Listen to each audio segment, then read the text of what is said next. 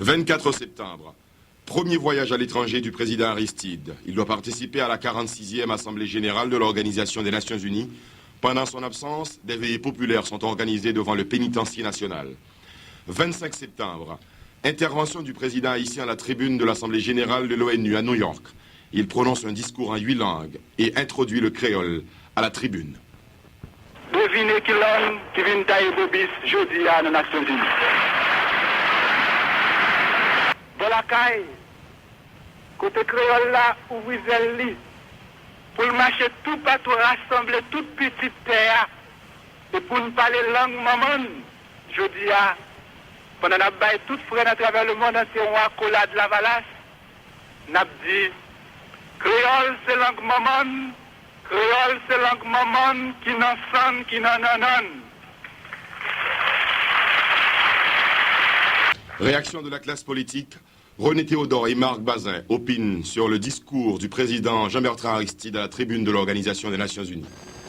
Lorsque le président parlait devant les Nations Unies, on n'a jamais l'impression que c'est président au pays, que tout le monde, maman petite, c'est marée-vente, papa petite, pas de travail, nous devons rentrer des classes qui sont terribles, chômage à pas grave tous les jours, prêt à monter, même quoi que le président, c'est de utiliser l'occasion ça pour le décrire conditions matérielles désastreuses que Haïtiens vivent et puis pour lancer un appel à la solidarité de la communauté internationale pour nous voir si il est capable de nous un petit coup de main le plus rapidement possible. Le président paraît comme un représentant de la valasse de préférence au lieu qu'un représentant de tout peuple haïtien, de toute composante société et de toute sensibilité politique dans la société. Son président chef d'État, c'est président tout le monde.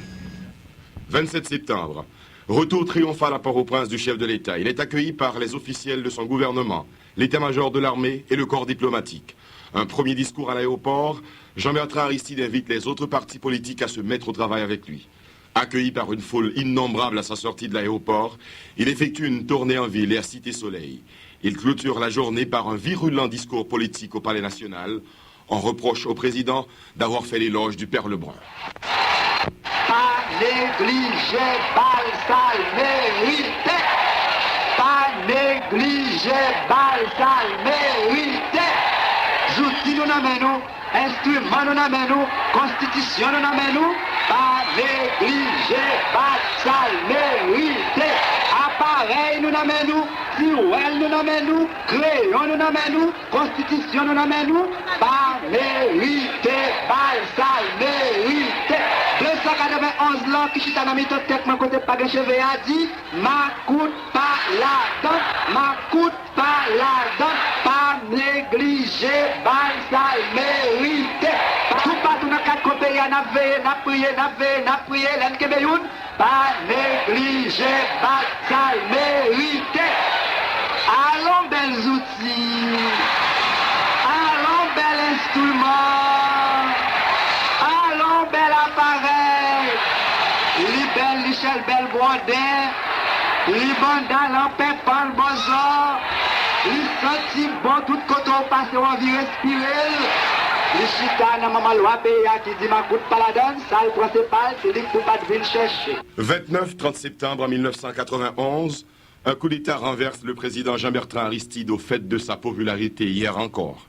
Pendant 2 jours, des coups de feu sont entendus dans toute la ville. La base de l'armée prend la tête du mouvement qui aboutit à l'exil du chef de l'État. Un nombre indéterminé de personnes sont tuées dans les quartiers pauvres de Port-au-Prince. La population apeurée reste terrée chez elle. Les moindres signes de désapprobation sont sévèrement réprimés par les militaires. L'armée prend le contrôle du pays. Le général Raoul Cédras annonce la démission du président Jean-Bertrand Aristide. Peuple haïtien, cet état de choses attentatoire aux libertés démocratiques ne pouvait plus durer. Le défi était à relever. Les forces armées d'Haïti, comme à chaque tournant crucial de la vie nationale, se devaient de répondre présentes pour que la Constitution et les institutions du pays soient respectées. Octobre 1991, l'armée est aux commandes. Le pays tout entier se réveille sous un choc, traumatisé, abasourdi par la nouvelle du coup de force et renversé un président qui hier encore venait de donner une démonstration de l'immensité de sa popularité et l'attachement voué à sa personne par une population fanatisée semblait sans borne. Et pourtant, la rapidité avec laquelle s'est opéré le renversement de son président l'a prise au dépourvu. Et puis, la répression systématique des potentielles poches de résistance a sans aucun doute cassé l'élan des jeunes principaux défenseurs du pouvoir de Jean-Bertrand Aristide. Dès lors, le président n'avait plus aucune chance de se voir réhabilité par le peuple, comme il en était le 7 janvier 1991.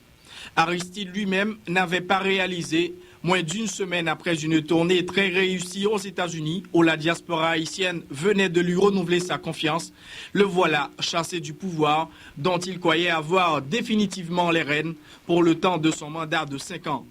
Les communautés haïtiennes de la diaspora, 10e département, réagiront avec spontanéité. Aux États-Unis, au Canada, en France ou ailleurs, grèves et manifestations seront organisées quotidiennement contre les militaires. Des sit-ins sont également tenus devant les sièges de l'Organisation des Nations Unies et de l'Organisation des États américains. Cette dernière a été officiellement saisie du dossier haïtien. La réaction de la communauté internationale sera tout aussi rapide et sévère ou à la hauteur des événements selon les divers commentaires. L'aide étrangère à Haïti est automatiquement suspendue et les avoirs haïtiens bloqués.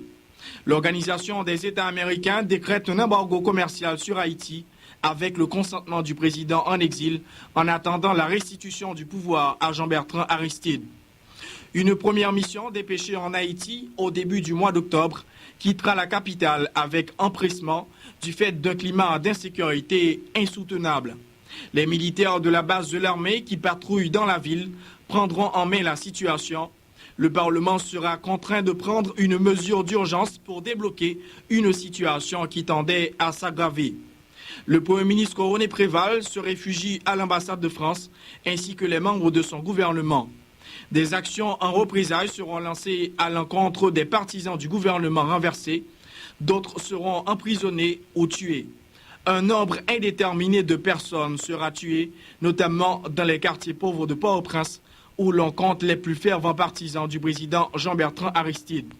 Du nombre des tués, on retient les noms du pasteur Silvio Claude, assassiné dans la ville d'Écailles.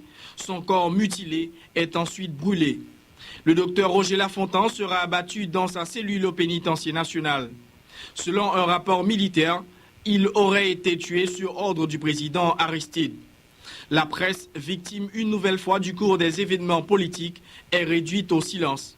Des stations de radio seront sabotées et des journalistes obligés de se mettre à couvert. La situation créée dans le pays allait prendre une nouvelle direction avec la nomination d'un président tiré de la Cour de cassation. Avec la bénédiction de l'armée, le juge Joseph Néret prêtera serment au Parlement. Jean-Bertrand Aristide, entre-temps, sera reçu par des chefs d'État et de gouvernement étrangers, parmi eux le président des États-Unis, George Bush, qui lui assure le soutien de son pays.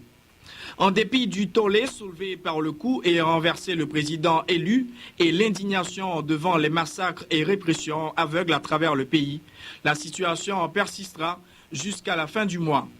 Les grandes dates du mois d'octobre 1991. 1er octobre, à l'aube, le président Aristide part pour le Venezuela après le coup d'État les renversé.